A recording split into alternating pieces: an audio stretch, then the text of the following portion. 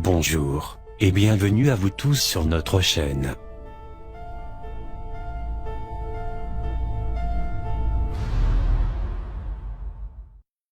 Les forces aériennes de l'armée nationale populaire ont commencé cette semaine à recevoir les premières livraisons d'avions du dernier batch de Su-30MK.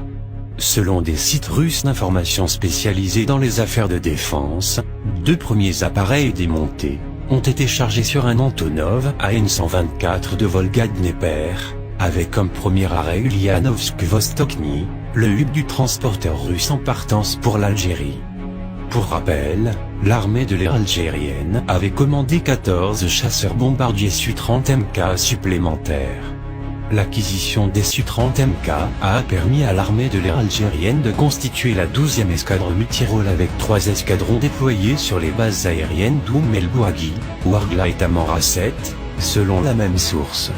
Le montant du contrat n'a pas été précisé, mais à 30 millions de dollars l'unité, la transaction serait estimée à un minimum de 420 millions de dollars, selon l'agence Novosti.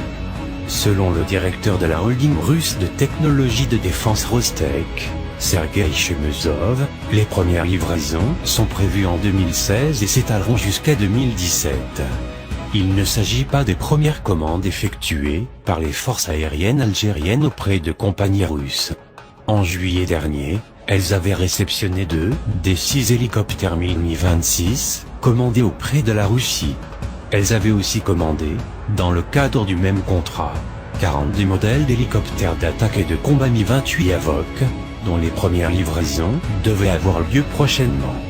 L'armée de l'air algérienne opère déjà avec des Su-30 depuis 2008.